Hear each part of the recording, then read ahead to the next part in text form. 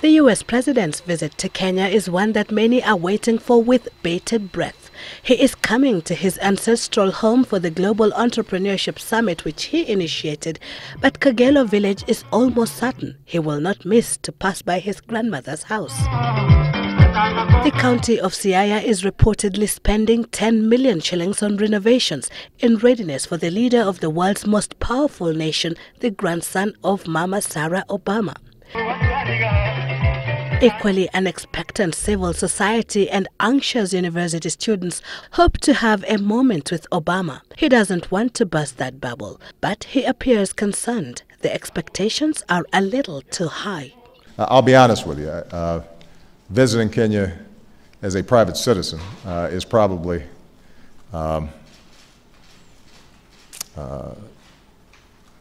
more meaningful to me than visiting as president, because I can actually get outside of a hotel room or a conference center.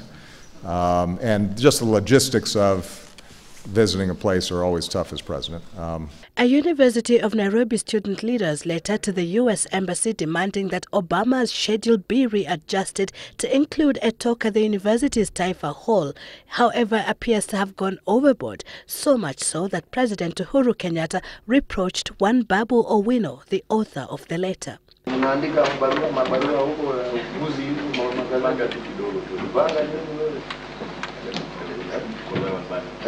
By the authority of the furiously intelligent 84,000 students, Owino's opening remarks read, "I officially request your office to ensure President Obama visits the University of Nairobi during his much-anticipated visit to Kenya later this month."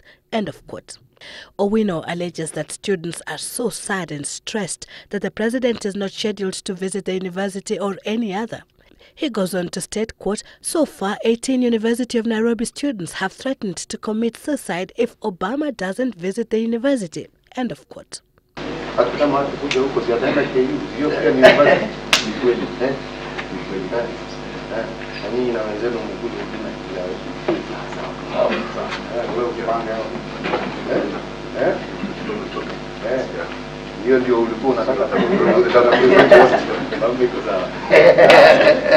Again, this will be a presidential visit and not a personal tour.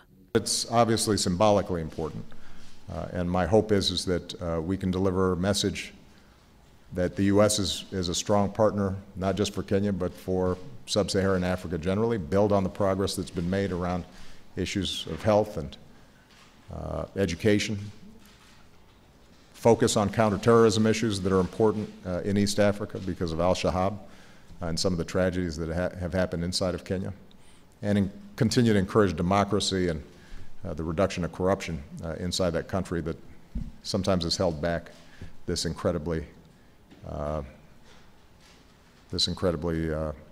gifted and blessed country. Kenya is his late father's homeland and remains a nation he is proud to associate with if his comments after the 2014 Boston Marathon is anything to go by. American won the Boston Marathon for the first time in 30 years.